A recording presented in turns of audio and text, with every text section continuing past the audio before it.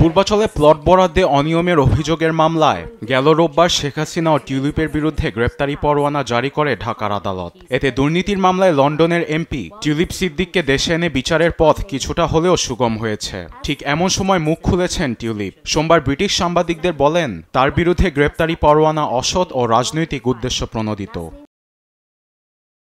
আমাকে হয়রানি করার জন্য এটি সম্পূর্ণ রাজনৈতিক উদ্দেশ্য প্রণোদিত অপপ্রচার। এমন কোনো প্রমাণ নেই যে আইন বিরোধী কিছু করেছি। বাংলাদেশি কর্তৃপক্ষের কেউ আমার সঙ্গে যোগাযোগ করেনি। পুরোটা সময় ধরে মিডিয়া ট্রায়াল চলছে। আমার আইনজীবীরা নিজ উদ্যোগে বাংলাদেশের কর্তৃপক্ষকে চিঠি লিখেছিলেন, এখনো তার কোনো জবাব আসেনি। বাংলাদেশের পক্ষ থেকে ব্রিটিশের সাবেক মন্ত্রীকে যুক্তরাজ্য থেকে দেশে বিচারের জন্য আনার চেষ্টা অব্যাহত থাকলেও ব্রিটিশ গণমাধ্যম দ্য গার্ডিয়ান বলছে, দুদেশের মধ্যে আনুষ্ঠানিকভাবে কোনো প্রত্যর্পণ চুক্তি নেই, যার জন্য বাংলাদেশের মাটিতে টিউলিপের বিচার হওয়া নিয়ে দেখা দিয়েছে অনিশ্চয়তা।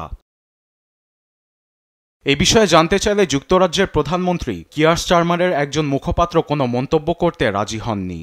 এদিকে টিউলিপ সিদ্দিকের আইনজীবী স্টিফেনসন হারউডের দাবি, অভিযোগগুলো পুরোপুরি মিথ্যা এবং তারা সেগুলো লিখিতভাবে মোকাবিলা করছে। এদিকে সম্প্রতি বিবিসিকে দেওয়া এক সাক্ষাৎকারে দুদকের চেয়ারম্যান মোহাম্মদ আব্দুল মোমেন জানান, কাউকে উদ্দেশ্য করে এসব অভিযোগ আনা হয়নি, সেগুলো ভিত্তিহীন নয় জানিয়ে সুনির্দিষ্ট প্রমাণের ভিত্তিতেই তদন্ত হয়েছে বলে জানান তিনি। আরবেদ আফসার, নিউজ ডেস্ক, দেশ টিভি।